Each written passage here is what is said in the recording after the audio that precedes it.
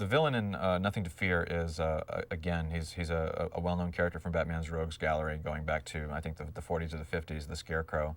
Um, and I'm not sure he'd ever really been done before in animation. He may have been done, as a walk-on character or something in Super Friends, but as far as I know, he'd never really been, a major presence in any of the previous incarnations of Batman.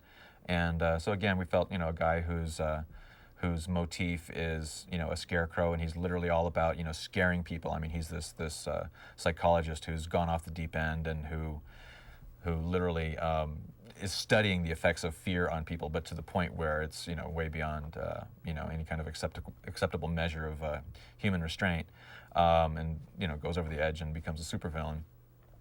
And we thought that was an interesting character. We could do a lot with that. Again, the Scarecrow character was a character who kind of constantly evolved. We kept thinking, the character's still not quite right. And every time we do a Scarecrow episode, we'd say, okay, well, let's mess around with him a little bit, find out, what makes him tick. Even his visual changed. Like almost every time you saw the Scarecrow, he looked different. In this episode, this is our very first Scarecrow episode that we did with him. He looks very much like he does in the comics. He's got, like this bag over his head with a jack-o'-lantern type face and the wacky straw hat and everything. But he just didn't look scary enough. For a guy who's supposed to be the Scarecrow, we felt he should be really, really scary. And the interesting thing is the initial character designs that one of our artists, Mike Kim, had designed, he was not just a Scarecrow, but his body was all kind of twisted and kicked.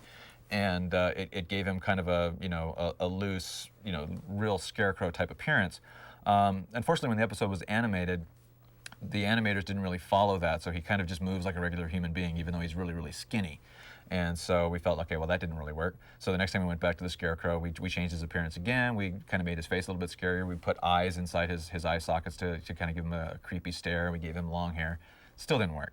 So I don't think we ever really quite got the Scarecrow right until, in the when we did the new Batman episodes for the WB, we actually went back and said, okay, you know what, this whole Scarecrow thing is not exactly working.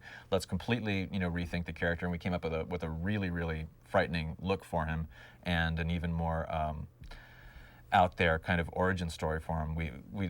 This new look that we came up with for him was so extreme and so creepy that we felt, okay, you know what, this is so good that we don't ever want to see this guy out of costume ever again, because we don't want to ever, maybe this guy is literally a ghost or something. We wanted to keep him more mysterious.